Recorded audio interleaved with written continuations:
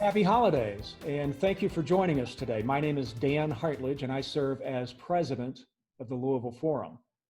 We typically meet on the second Wednesday of every month at Vincenzo's Restaurant in downtown Louisville, but these days we are meeting virtually. And this month, to accommodate Mayor Fischer's schedule, we're meeting on a Monday rather than the second Wednesday.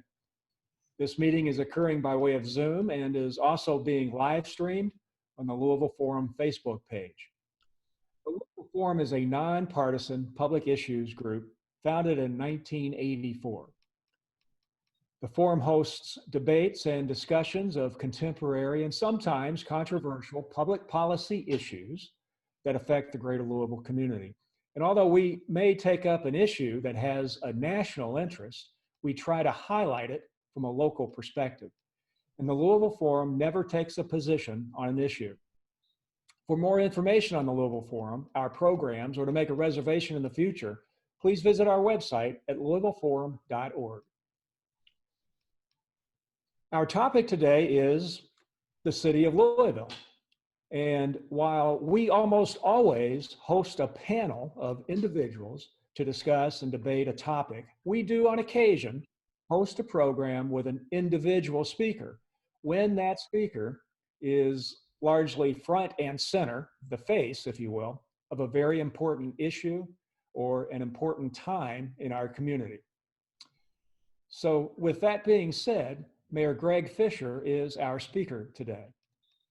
Mayor Fischer was elected Louisville's 50th mayor in 2010 and was sworn in for a third four-year term in January 2019.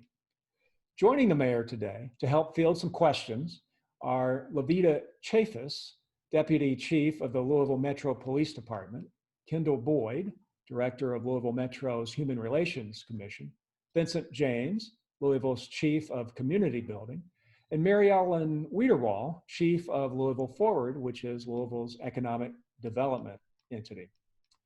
So with that, we'll hear comments from the mayor and then open up the floor to everyone for questions. So Mayor Fischer, we thank you for being here today. And at this point, we turn the floor over to you.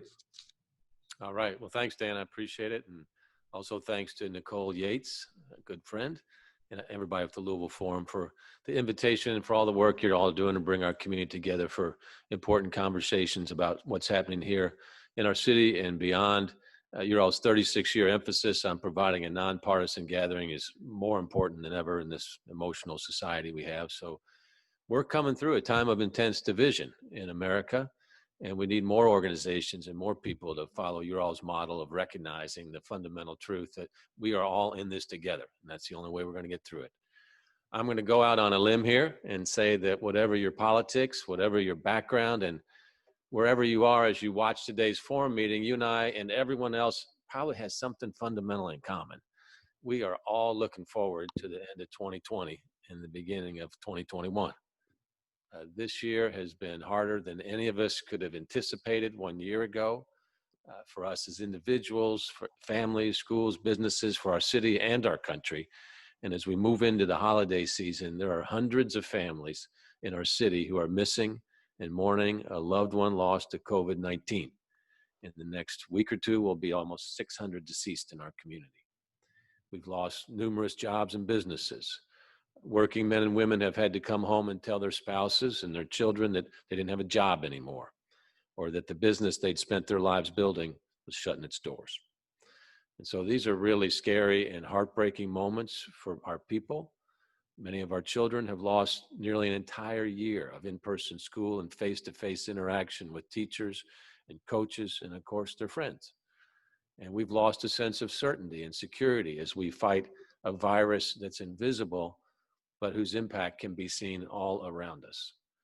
So to put our challenges in historical context, here's what we're facing. A pandemic worse than anything we've seen in 100 years, an economy more uneven than anything we've seen in 80 years, and righteous calls for racial justice that are louder and more widespread than anything we've seen in over 50 years. Combine all that with an unacceptable increase in gun violence here and all over the country, it is clear why we're all looking forward to putting up a new calendar in a couple of weeks. But of course, a calendar switch does not change the underlying conditions. And the changes that we look forward to in the new year will only happen when we work to make them happen. And the challenge before us right now is to ask ourselves how our city moves forward. And that's what I want to talk about today, because I am optimistic about our future.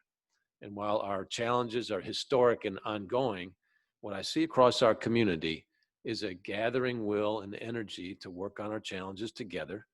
And that's a reason to be excited about 2021 and beyond. And my job as mayor and my commitment is to help galvanize that spirit of community and compassion so that when we get through these crises, which we will have done far more than restore what we've lost. The legacy of 2020 should be that we have learned, we have grown, and we have evolved as a city. And then somewhere down the road, we will see 2020 as a turning point that helped us become an even greater city. So let's talk about how that works in practical terms. Let's take our challenges one at a time. First, COVID-19. With COVID, we have more hope than ever. Vaccinations of Louisville healthcare workers began this morning. Long-term care staff and residents will shortly follow, probably next week. So to that, I say hallelujah. At Metro government, our public health team is working with our hospital systems, pharmacies, and with state and federal agencies to develop a vaccination strategy that's efficient, effective, and equitable. At the same time, we've got to remember that in recent weeks, we've been seeing our highest levels of new COVID cases since the crisis began. So individually, we've got to keep doing the things that we know will keep us safe. Wear masks, keep distance, limit our trips out, limit our interactions with other people. Because it's going to take many months to get the vaccine available to everybody. But the end of COVID-19 is in sight. And that day when we can take our mask off and gather and hug our parents and kids and grandkids without worrying that we're going to make them sick is a day that I know we're all looking forward to. And that day is coming. So let's do what it takes to make sure we all get to enjoy that wonderful day together. So next, the economy. Of course, even when COVID is no longer a threat to our physical health, we'll still be dealing with its impact on our economy. Nationally, what we're seeing is an uneven K-shaped recovery where high-income earners are mostly unaffected and doing well, and low-income earners, the bottom part of the K, are really struggling. And in many cases, struggling just to survive, just to stay in an apartment and feed themselves and their families. And there is real concern about the vulnerability of our small and independent businesses. And that's why we need another round of federal small business relief as part of an overall COVID relief package, one that also includes a moratorium on evictions and more funding for rental assistance to assure people stay in their homes and landlords get paid immediately. So I want to ask all of you all watching this to call your federal legislators and urge them to take action. Fortunately, our city's economy still has a strong foundation anchored by our business clusters: manufacturing, e-commerce, logistics, wellness and aging care, and Bourbonism's popularity with visitors will be as big as it was before, if not bigger, once people start traveling again. Still, our businesses are dealing with COVID in the larger context of accelerating automation and technological transformation in our economy. We'll need to scale our response to these trends and what they mean for our labor force and the changing nature of work with our future of work initiatives. And as we look at the vulnerabilities of our businesses and workers, we have to acknowledge that just like the disease itself, COVID-19's economic impact has hit our Black and brown communities and businesses especially hard. And that must be addressed through access to new capital, technical support, and actions like incubators and accelerators that support the creation and growth of Black and brown-owned businesses. Next, let's talk about equity. Equity and the lack of it in our city and our country is a challenge that overlaps with all of the issues we deal with. And that has fueled the protests that we've seen following the tragic deaths of Breonna Taylor, George Floyd, and far too many others. These demonstrations were fueled by that pain, generations of pain. And we saw that pain on the streets of our city, and we all felt it. And the rest of America saw and felt it in their cities, in our city as well. And while cities across America experienced their own protests, the Breonna Taylor tragedy and the demonstrations that it caused captured the attention of the whole country. Now, I have the privilege of knowing so many incredibly kind, dedicated, compassionate people who have been directly involved with or affected by those demonstrations in different ways. People I know and I respect. Some of them marched in those protests demanding racial justice. Some were Louisville Metro Police officers trying to maintain public safety while respecting people's First Amendment rights. And of course, there are those who live and work and own businesses downtown and who wonder what these times mean for the future of our urban core. But here's what I think. I think we've got a unique opportunity to build a community that's more compassionate, more just, more equitable, safer, healthier, and more ready for the future than ever before. I believe we have to learn from the past, certainly live in the present, and prepare for the future. And that approach is what's necessary right now to not only defeat COVID-19, which is our most immediate threat, but also to apply the painful lessons of 2020 to 2021 and beyond in addressing challenges like the economy, racial equity, gun violence, and more. We've got about 5,000 Metro government employees across all of our agencies working with community partners on hundreds of goals and initiatives to do just that. And we can get into the details of that more in our Q&A session. And I'm pleased to note that some members of my leadership team have joined this call, and we'll all be happy to take questions. But right now, let me tell you about 3 of my top priorities for the coming year to help us get ready to grow and thrive and create a more equitable future. First, advancing racial equity. Earlier this month, I released my Advancing Racial Equity Plan, which includes investments in affordable housing, education support, and scholarships through Evolve 502, tech training programs like the Future of Work Initiative to diversify our growing tech workforce. My team and I are in the early stages of preparing a budget to present to the Metro Council in April. And of course, right now, we don't know what relief is coming from Washington. That's going to have a serious impact on our city finances and the resources we need to make essential investments. There will be difficult decisions, obviously, to make, as there are in every budget. But remember, advancing racial equity helps each and every one of us. It will make our residents healthier, create more opportunity, safer neighborhoods, and help us show America how a city can take itself from tragedy to transformation. And part of this work ties in with another top priority, and that's reimagining public safety. I'm excited that around the first of the year, we'll name a permanent chief for the Louisville Metro Police Department. And around that same time, we'll receive the recommendations from the Hillard Heinz consulting firm, which has been working on a top-to-bottom review of LMPD. The new chief will review those recommendations and implement changes. We also will have our new civilian review board and office for Inspector General to increase LMPD transparency. And part of our reimagined public safety efforts include instituting the Group Violence Intervention Initiative, called the GVI, which is a community-based initiative that has successfully created opportunities to divert people away from violent crime and has reduced homicides and violent crime in other cities. We're also working to provide more police presence and visibility to downtown, particularly as we start to see more businesses reopen and tourists return, along with concerts and other activities at the Yum Center and plays on stage at Actors Theater, the Kentucky Center, many other places. And that ties in with another top priority, and that's reimagining and revitalizing our downtown. Downtown is where our city comes together and where we introduce our city to visitors. It's our center of culture and commerce. It's also our public square, where we gather to demand social change. And we are all rightfully proud of downtown's revitalization these past few years, but activity downtown is reduced primarily because of COVID-19. Conventions, tourism, and events have dramatically decreased, while teleworking has dramatically increased. And for many companies and professionals, some form of telework is here to stay. And that means office needs will change. We've got incredible downtown spaces that could be a tremendous catalyst for innovation, for co-working spaces, affordable housing, flexible work environments, and for developing new businesses. We also have the opportunity to grow as a destination city for tech professionals and other teleworkers looking to relocate from more expensive cities on the coast. So yes, we're working with our business community, tourism partners, LMPD, and others, including the Coalition for the Homeless, to address the needs of downtown so that the heart of our city can thrive and continue to drive economic growth for years to come.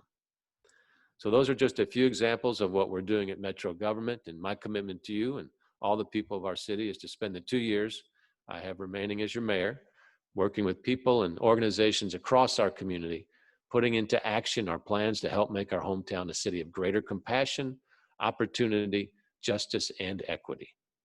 Of course, creating the robust and equitable economic recovery we need and deserve will take many years, but we have to take the next steps now, and we have to take them together. And that means businesses, nonprofits, houses of worship, and individual Louisvillians having a role to play, including everybody on this video call and everyone in every neighborhood in our city. So we can talk about specific ways on that in the Q&A.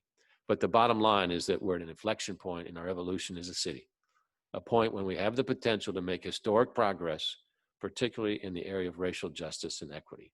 So let's seize this moment and transform our city together. Now's the time. So thank you, and I'm happy to take your questions. Thank you, Mayor, very much. And a reminder you can submit your questions in writing on the Zoom chat, either to the group or privately to Nicole, as well as texting. And I just put the text number up there as well. Nicole, I'll turn to you for a moment for the first question. Yes.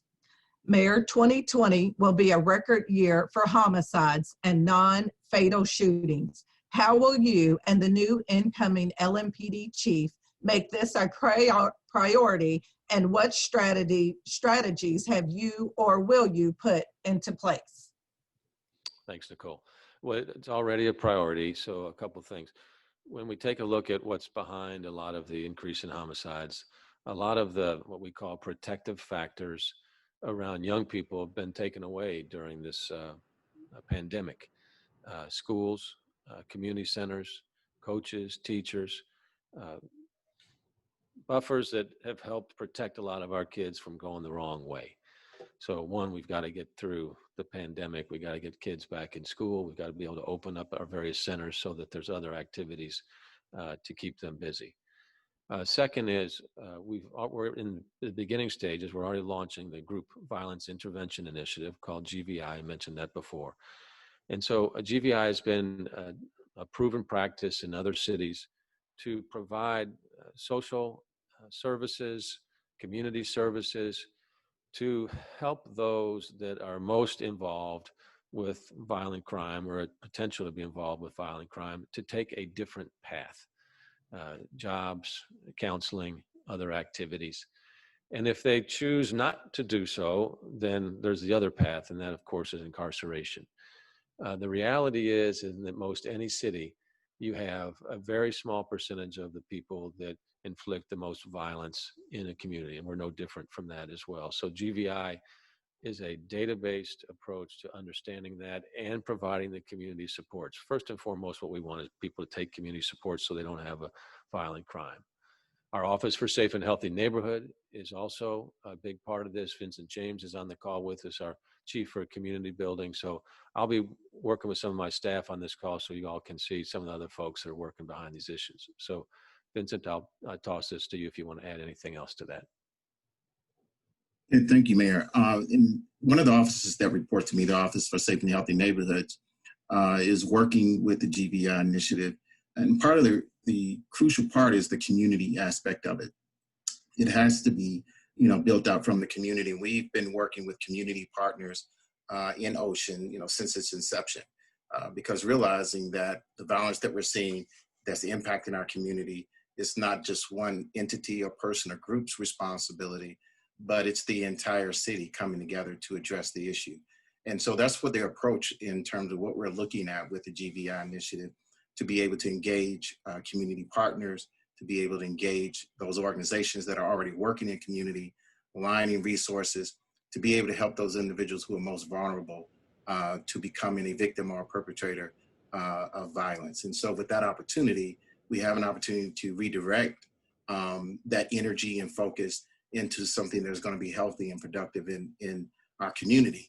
And it has also given them an opportunity to be able to, change the course of their lives many times, because of what we're seeing with these protective factors have been decreased as a result of the pandemic, and many other social factors that are increasing the impact of violence in our young people in particular, giving them an opportunity to be able to connect to those resources that are going to be able to help them to rise above where they've been.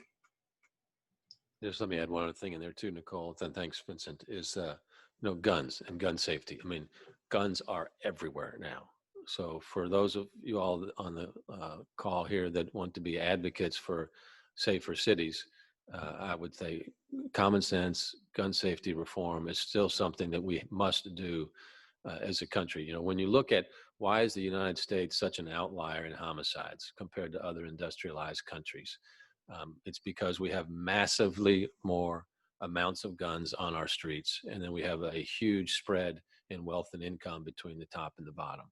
Those two are the major factors that contribute to kind of this larger societal problem that, it's, yes, we're having it in Louisville, and it's unacceptable, and it upsets us every day. It's happening in every city across America right now as well. So it's a reckoning for us both here and around the country.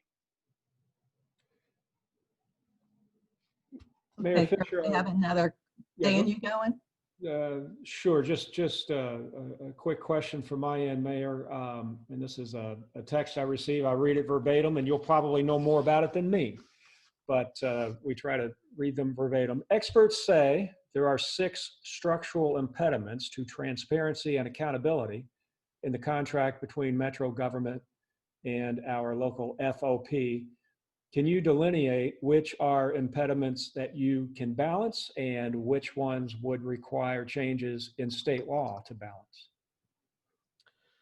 Yeah, most of those are, there's a police officer's Bill of Rights that's codified by Kentucky state law through KRS 67C.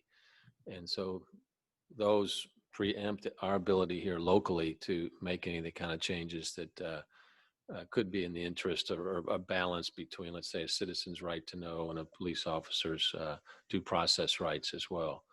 Some of those include commenting on cases that are under investigation. Some of them include the time frame between an incident when it happens and when an officer is interviewed. Some of them include the disciplinary process as well, the steps that take place in that. So one of the goals that we have, and Colonel or Deputy Chief Chavis, I'm going to call on you here in a second. One of the goals we have with the upcoming legislative session here is to work with the General Assembly so that we can strengthen transparency and citizen understanding of what's going on with LMPD.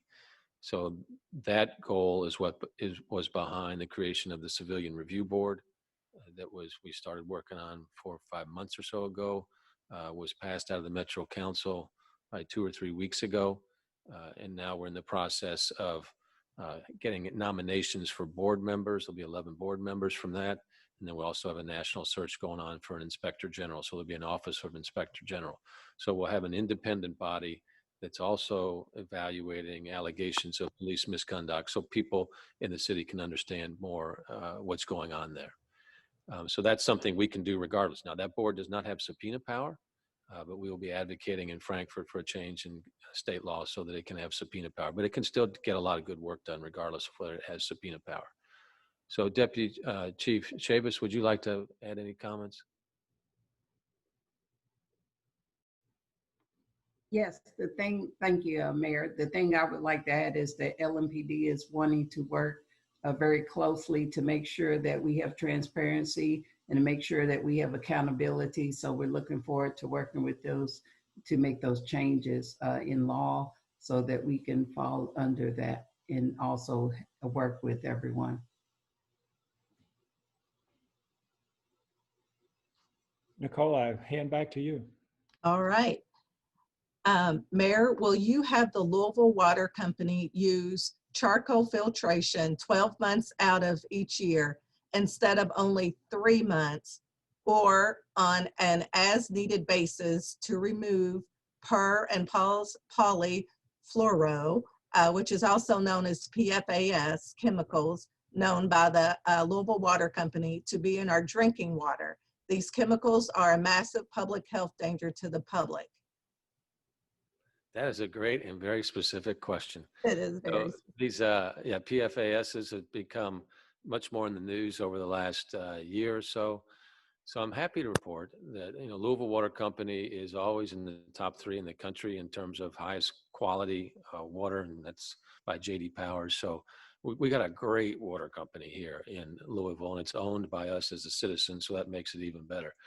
The particulate matter from PFAS, our parts per million is amongst the lowest in the country. So we are well outside of we are well inside the safety limits that have been established for that. So I can't answer how they filter it or that, no, but I know the final product is safe, and we're amongst the best in the country on that. And it's a specific focus area of Louisville water companies, and one that's I'm briefed on from time to time. So we're in good shape with our water.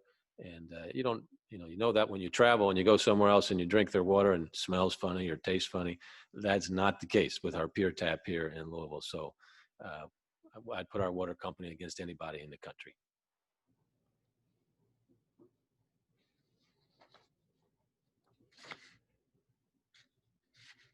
Mayor, I have a couple of questions that I can probably just, and you've touched on it a little bit, but I could probably lump several of them together. Could you talk a little bit about concerns about downtown safety, and specifically what you plan to do in the months to come to make it more safe, or at least make people who believe it may not be safe, get them back downtown? Sure, I'll start off. And Mayor, before you start, I'm going to add to that with a question that I have as well that you can maybe answer all at once. As it relates to downtown, many companies may decide to never return their workers to the city's downtown core, that it can be more profitable to have employees continue to telework. What does that mean for recovering cities downtown as well? Great. Okay. Yeah, one of the things, look, we're all living in this strange world right now, right? It's kind of been turned upside down by so many things with the pandemic. What we do know is that people are the most innovative and build the best teams when they're together. So we're still in the somewhat, I guess, early stages when you think about a big picture of learning about this telework Zoom world that we're living in right now. I think about how do you build great teams. It's hard to do over a video call.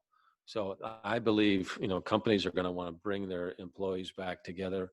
There'll probably be some kind of hybrid between a telework world and an in-person world. And I think we're going to figure out what that means. I also know that Americans are tremendously innovative. So we've got all of these assets with buildings in downtown. They're just not going to sit there and be empty. So I think we're just going to learn a lot over the coming months and the next years or so about how all this is going to shake out.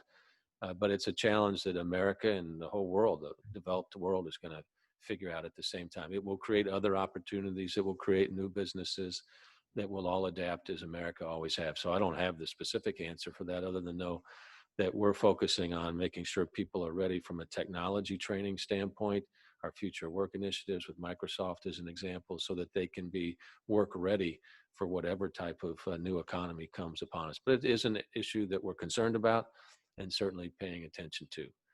Relative to getting downtown back, if you will, I mean, one of the great news points, obviously, is our downtown has come along so much in the last 5 to 10 years in terms of the assets we have downtown, new hotels, new, renovated convention center, urbanism, tourism attractions.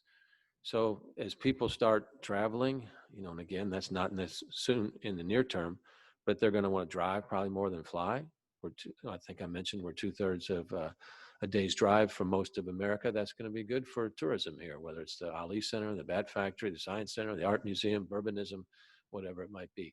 So the number one thing, and it ties into to this perception of safety, is just getting more people back at moving around downtown, because the number one issue right now, again, goes back to the virus. So where 70,000 people would come downtown on an average day to work, now that's, if it's 10,000, that's probably a generous estimate. So that lack of activity, that lack of buzz hurts momentum, if you will, and it certainly hurts businesses as well, and the restaurants that we so love in our city. So from an immediate standpoint, we've increased the patrolling of police cars in and around the downtown area, so there's a presence that people feel that as well. We're working on mobilization efforts with our homeless and mentally ill community that could be on the streets. They're more pronounced right now because there's not as many of other people moving around. So we're looking at, from a public safety standpoint, mental illness support and homeless support would be the primary areas that we're attacking that on. Deputy Chief Chavis, would you like to add anything, or anybody else on the call? Vincent?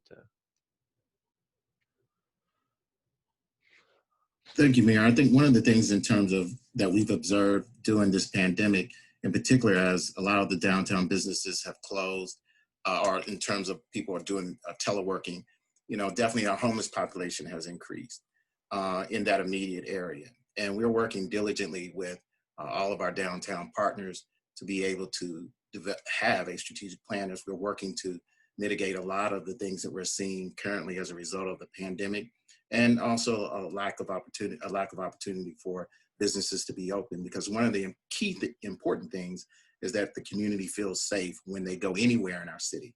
And so we want to ensure that that safety is going to be provided with counselors in terms of with the homeless population, not criminalizing homelessness, but being able to provide services and resources through our multifaceted partnership that we have with various agencies and partners downtown.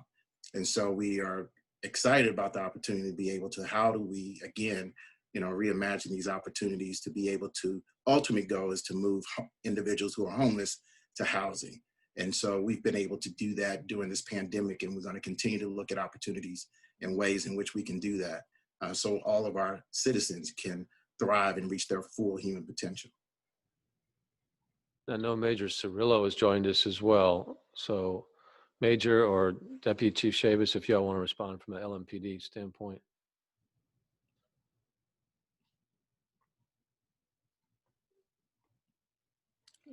You're muted, Lavita. Sorry about that. I hit my mute button, but it didn't come through. Major Cirillo is here, so I'll let him talk about what he's doing at First and Broadway, partnering with different agencies and the surrounding areas to work on the homelessness and other issues that we're having. Yes, that's one thing we've recognized is the homeless issue downtown has been a huge challenge for us, because locking these people up or taking the hospital is not getting them always the services they need. We're not going to rest our way out of this problem. So we've been working very hard. I just got off a call, that's why I was a little late getting on this one, talking about enhancing our homeless enforcement, our homeless relocation task force, which helps get services to all these homeless. And part of this is probably, as already been said on this call, is the COVID. There's not as many people downtown, which has allowed homeless to move out. So we are partnering with a lot of these social agencies. Vincent James, I've talked to him a few times, Josh Watkins, and 7 counties, Homeless Coalition, everybody that'll is willing to talk to us about it. We're out there. We are trying to increase patrol downtown. We started a new downtown patrol initiative, which we're paying overtime to officers as available to hit the areas downtown, do some walking beats, particularly in the areas that we're seeing issues. One of them we're going to target is the 4th Street Live corridor, trying to get more officers visibility out there and addressing the issues when we're aware of the crime issues downtown. So those are just some of the things we're working on, because not all these problems are just a police problem, but the police department's trying to do their part and work with everybody else to get where we need to be. Mayor, this is Kendall. Can you hear me? Go ahead, Kendall. Kendall's our Chief Equity Officer. And I just wanted to also plug in with respect to the Build Back Better Together initiative that we began a few months ago. There is strong interest from the community and from the focus groups to reinvigorate downtown after this virus is over. Why let something go to waste that we've built we worked so hard to build up. So there is a strong interest to revitalize our downtown. And also within that interest is the strong idea of equity, ensuring that everybody can participate in downtown in the regrowth and the rebirth of our downtown after this virus is over with. So we look at this as an opportunity, to your point, to reimagine our city, to reimagine our downtown so that everybody's included as we get past this virus. And folks, we're in a national competition for that. This morning, or before this call here today, I've talked to the mayors of Miami, Austin, and Kansas City today. And guess what? They all have the same problem in their cities.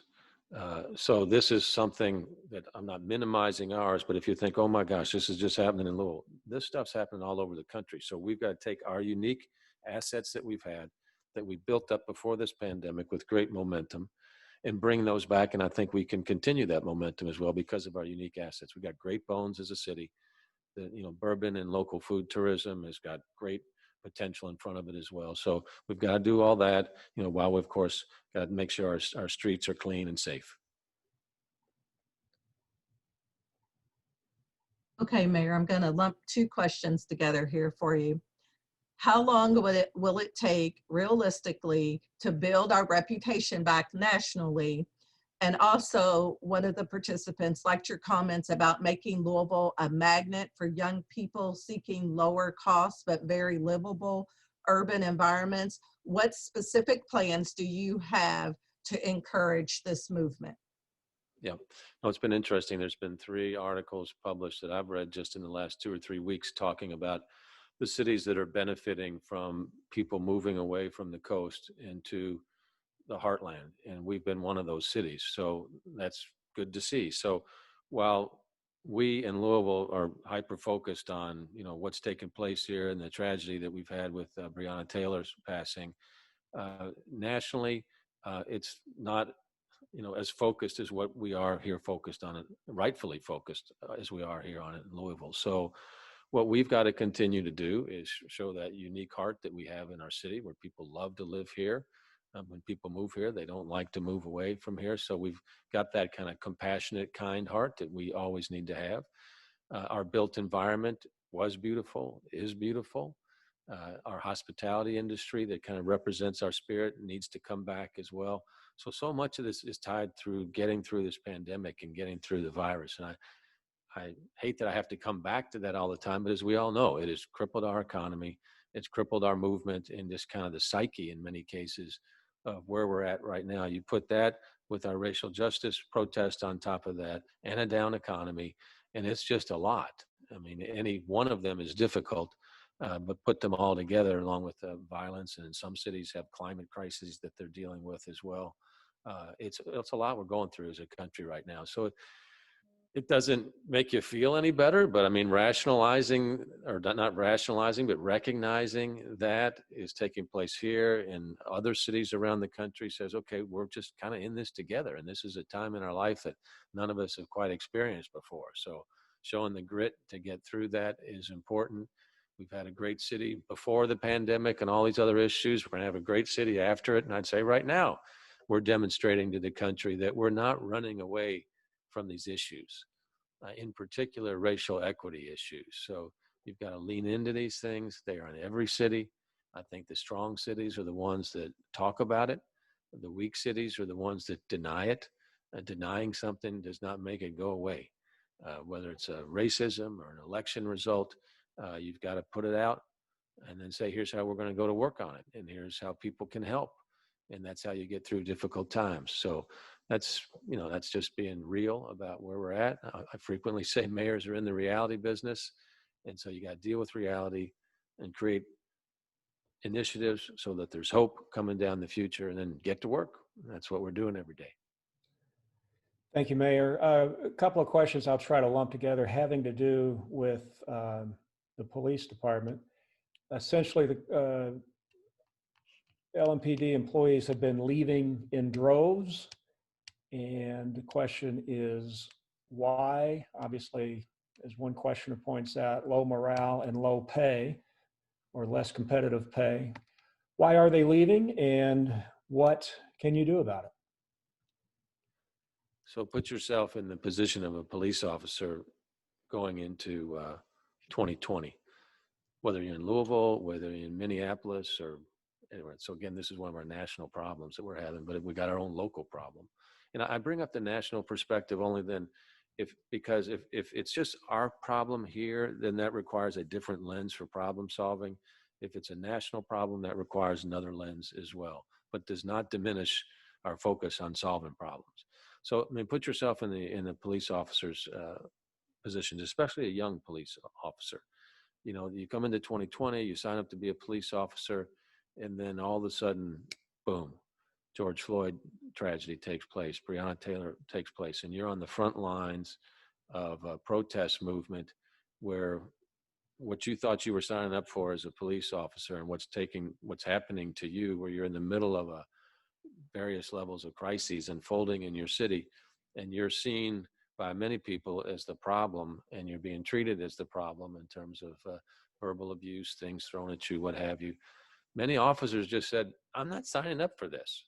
And so for anybody to be successful, they got to line up their passion with their career. And so those are decisions that people made. On top of that, our younger officers were not competitively compensated.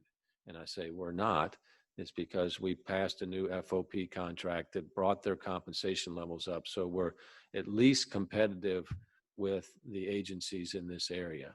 And of course, we got a lot of grief for that because some people want to defund the police. We're not going to defund the police. The police play a very important role in our city. We can reimagine public safety and how we deliver public safety initiatives, but to defund the police is the wrong way to go. But we got to make sure that we're using those resources properly.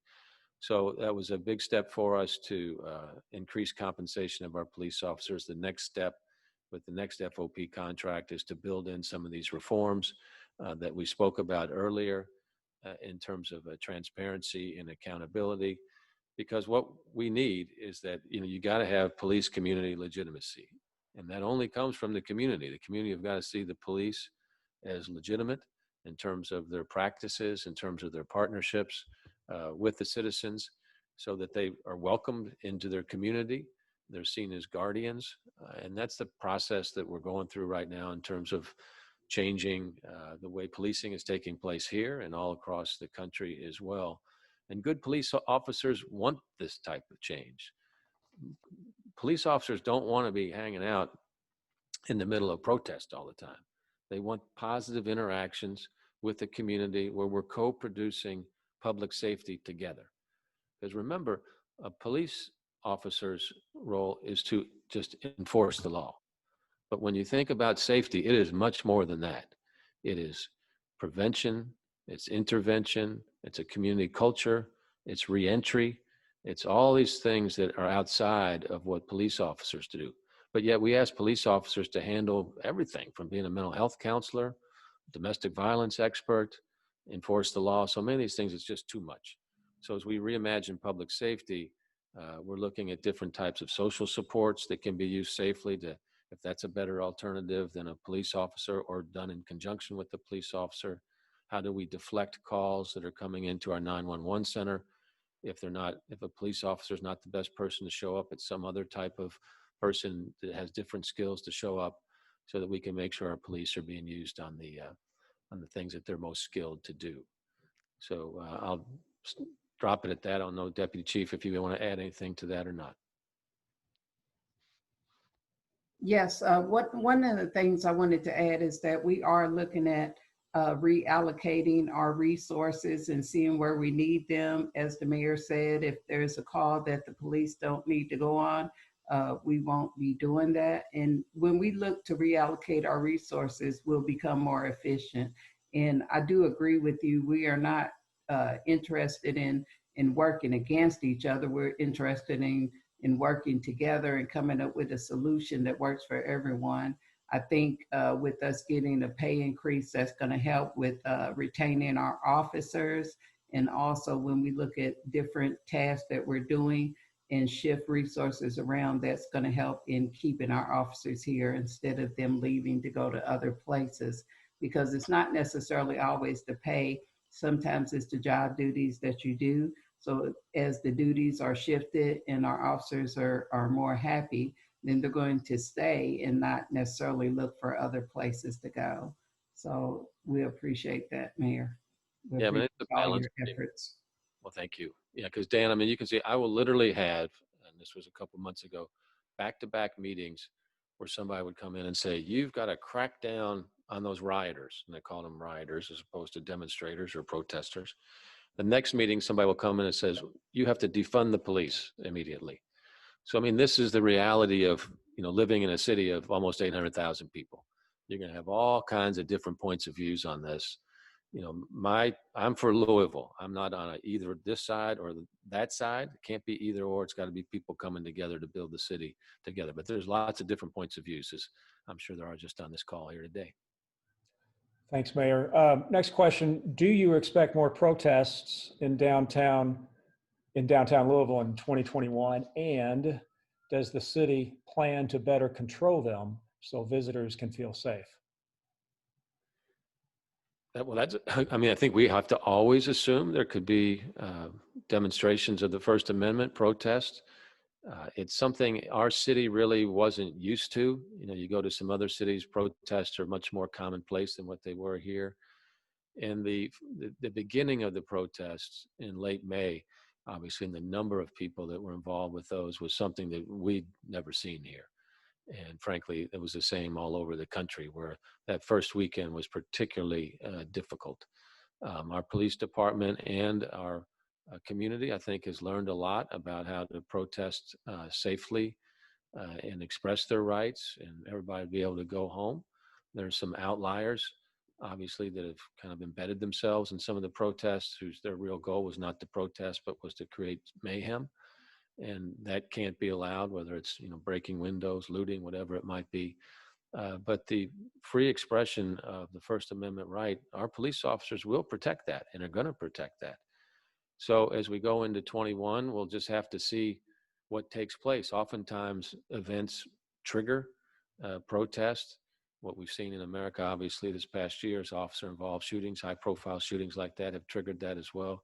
So it's something that the police department will always be ready for. We work with protest groups to try to diffuse or de-escalate situations so we can understand what concerns are prior to anything, especially that turns violent. So I think in this business, you just got to be ready. Because one thing we know in my office, I can tell you, is something's going to happen today. We don't know what it is. We don't know when it will be or where it will be. But again, something will take place, and we've got to be ready to deal with that. So all this, obviously, we want to do under as best we can, a sense of calm and peacefulness, so people feel like, they can either participate or be around it and have a sense of safety. Mayor, yeah, go ahead, Nicole. I think I get to ask the last questions, and so you get to proclaim a lot of things. I'm proclaiming that I'm going to ask you, I'm going to put 3 questions here together. I think that you can answer here. Mayor, how would you evaluate job creation in the city over the past 2 years? And what plans are there for job creation over the next 2 years? And then this kind of relates with jobs. When are we going to seriously address our education system for all students in Jefferson County? This is the #1 factor in all of our major issues. And then the last question here is, what are you most proud of over your time as mayor? What accomplishments are you most proud of? So you have those 3 things: job creation, education, and your accomplishments. Very good. All right. Thank you, Nicole. First off, on job creation, we've been in office now 10 years. Mary Ellen Wiederwall is on the call. She's been head of our Louisville Forward initiative for 8 of those years. So we've created together, and we've helped create the conditions, but the private sector does it, over 80,000 new jobs. Then the pandemic came. We got a couple tens of thousands of those have been laid off. So we've in a far different place in terms of our economy over the last 10 years. And then about $17 billion worth of capital investment in the last 5 years, 3,000 new jobs pre-pandemic. So when you think about our city and how it looks and the assets that we have, it's in a much, much different place than what it was 8 to 10 years ago. And I think that'll be one of the things that my term as mayor will be known for, is kind of reinvigorating downtown, the adjacent neighborhoods to downtown, and how that's invigorated hospitality, et cetera, once we get through this whole problem that we're in right now. our economic development, our economic clusters have stayed pretty strong through the pandemic. So I'm talking about advanced wellness and aging care, obviously, is a very strong sector to be in. So we've got more companies in that sector than any other city in the United States. So that's been good for us and growing. Our advanced manufacturing sector has been good for us and very stable, led by Ford and GE and all the suppliers going into that. And then our logistics and e-commerce sector, you can imagine that's been pretty strong too, because of the changing nature of how people buy goods. So those are three of our bigger clusters. They're doing well. Our tax receipts are not down as much as we had forecasted. So we're doing okay there. In terms of transitioning, what we're focusing on there is how do you build workforce readiness so that whatever the changing nature of the economy is that we're ready for it. So I mentioned about scaling our future of work initiatives. So that means scaling initiatives around artificial intelligence and data science and machine learning, and our partnership with Microsoft is a big part of that.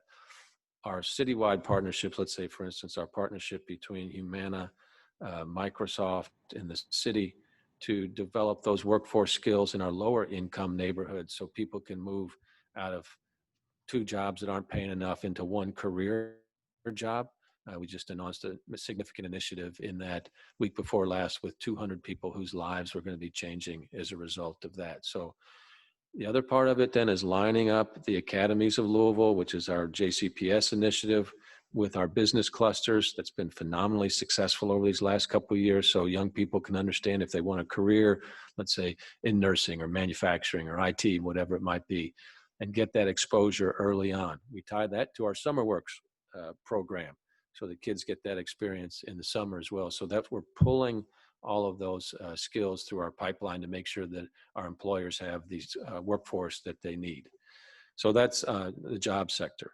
On the education system, obviously Jefferson County Public Schools are our biggest educator in the city, over 100,000 kids. I mentioned the work that they're doing around the academies in particular. They have a separate board that administers how they're doing. They're now looking at different ways to do school assignment programs, invest heavily in underinvested communities, primarily in West Louisville. So I can't speak directly for what JCPS is doing, but they're making the right steps in a very difficult environment with these urban school districts are challenged in many ways. First and foremost, poverty. Poverty, it was at the core of us trying to solve issues so more kids could get a post-secondary degree. Number one disruptor of poverty is some kind of post-secondary degree. Could be a 4-year degree, 2-year degree, a PhD, or it could just be a credential of some kind. And that's why I would like, if you are thinking, what can I do on this call? I'd like for you to go to the Evolve 502 website and get educated on Evolve 502 if you're not already. That initiative started out of our 55,000 degree program some 10 years ago, which evolved to Cradle to Career, which is now Evolve 502. Wrapping supports, mental health supports, physical health supports around kids that don't have a family background that can provide that is part of that. And then also a free college scholarship to a 2-year degree, either Simmons College, our great HBCU here, or Jefferson Community College. And then if you're Pell eligible, you can go on and complete a 4-year degree. But there's plenty of opportunities for you all to support that so we can break the number one inhibitor, I think, of human potential in our country. And that's for the most part, it's poverty. So help us with Evolve 502. And then in terms of what I'm most proud of as mayor, we're in a setback mode right now. So we've got to work through where we're in right now, show the rest of the country what it looks like for a city to lean into issues around equity and come out the other side of that. Put that on top of all of the accomplishments and momentum that we had before the pandemic with our economic growth, with our built environment growth, with, I hope, the growth we've had in our hearts around compassion and not giving up on compassion when things get hard. It's easy for people to be cynical about it, but these are aspirational goals we've always got to go down to. And let's see how we can demonstrate that through a city of even greater racial equity. So people, when they think of Louisville, they can say, look what that city's done. They built on their momentum. They put a layer of greater equity on top of that. And that's the kind of city that we want to be. So that's what I intend to focus on here in the remaining 2 years I have as mayor. You all as citizens here in our great city have a lot to do with whether or not that's going to happen. So I imagine most of you all are not sitting on the sidelines. So I thank you for being involved with various civic efforts. And if you decided it's time to get off the sideline, please do so. There's plenty of areas where we need your help. But Dan and Nicole and the whole forum, I appreciate you all having us, and I appreciate the Louisville Metro employees that have been on here with us today, from Major Cirillo, Deputy Chief Chavis, Chief James, Chief Weiderwall, Chief Kendall Boyd. I think that covers that. And I know many of y'all, I see you in front of me here. So hello, friends. And just stay in touch and keep the faith. We're going to get through this time that we're in, the country's in, and we'll look back on it someday and say we did it, and we did it together. So thanks. Well, thank you, Mayor Fischer, and behalf of the entire Louisville Forum and frankly, the entire community, we appreciate you taking the time to be with us during this forum program today. No doubt a busy time for you. So we greatly appreciate that, as well as the rest of your team that joined us. Our next meeting will be held on Wednesday, January 13th. As soon as we select a topic and secure a panel, we will send out an email to the Louisville Forum members and post that information on the website at louisvilleforum.org. And with that, we conclude our December program. Thank you to everyone for being here. Keep safe, stay healthy, and have a great holiday season.